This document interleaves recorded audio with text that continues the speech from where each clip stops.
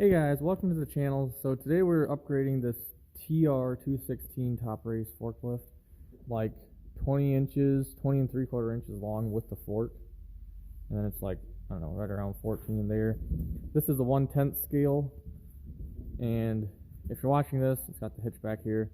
If you're watching this, then you probably have one. But anyway, I'm just going to go over real quick how to take it apart. Today we're going to be working on upgrading the weight in the back. That way we're going to put more weight in the back, that way we can lift more without tipping over and have more stability to turn and stuff. And then we're also going to work on the drive motor for the lift to see if we can strengthen that, because when you lift something very heavy, then I think there's a clutch in there that slips.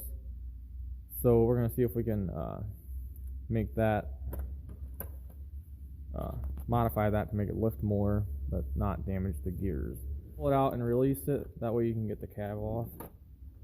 And you're just gonna pull this thing back and watch for the wires for the light, that you don't tear those or anything. First thing I noticed was the forklift already does have added weight in it. I got these stick-on wheel weights that are made of lead, and if you're a hobbyist, then these definitely help out a lot, and they're easy to put on and you can stick them into anywhere. I'll probably put some in here, but since I want to add like a bunch of weight to this, or a decent amount, I think I'm going to see if I have like some steel chunks that I can like just set inside of here. So the first weight we're putting in is I just got some of these steel liquid sandpaper. That's just what I have right here, so I'm going to use that. And basically you can use anything like that to clean it, that way the weights stick good and don't come off. So for now I'm done adding weight, and yeah, that should be plenty enough for now. The only reason I should need more is if I upgrade this.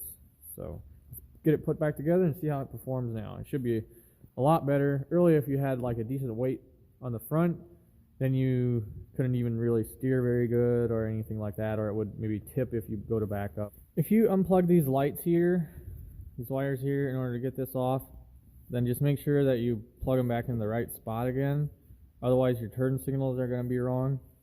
So like this is going on like this. So the left hand side would be in the right terminal here, and then the left terminal here goes to the right hand side. So hopefully that helps.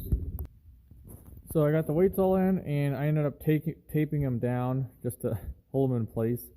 But yeah, I mean, this is kind of temporary for now. But got the forklift put back together with all the weights in it and stuff, and yeah, it's definitely a lot heavier now. And I put this truck, the forklift can lift this truck, but the gears do slip in the drive to lift it. So like the truck is heavy enough that you wouldn't want to lift it really, because you're going to ruin the gears.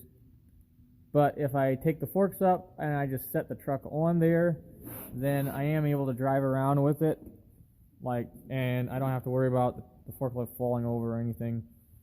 So I know that I do have enough weight in there, and the next step that I'll be doing is just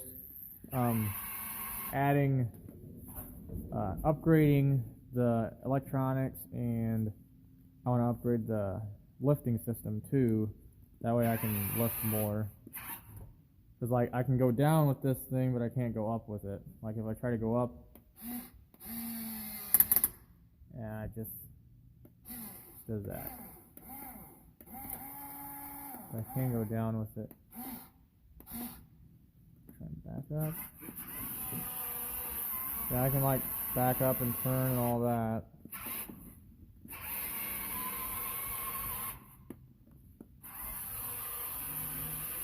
So it definitely does help to put the weight in there. And yeah, hopefully this video helped you out. I didn't see a lot of videos about upgrading this forklift as far as weight and stuff like that goes, and the lifting system. But I'll be upgrading the electronics to make everything proportional. And I'll probably be doing something with the lifting system in the future too, so stay tuned for that video. Thanks a lot for watching, and please like and subscribe, and yeah.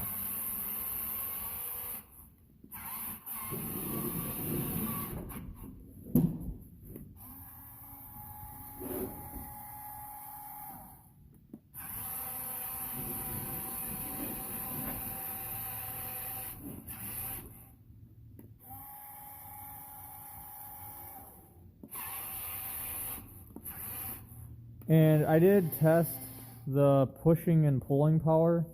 After I put the weight in, it can push more than it was able to before then. So, and it makes a difference where you put it. You know, the further forward you put the weight, the easier you're going to be able to push stuff.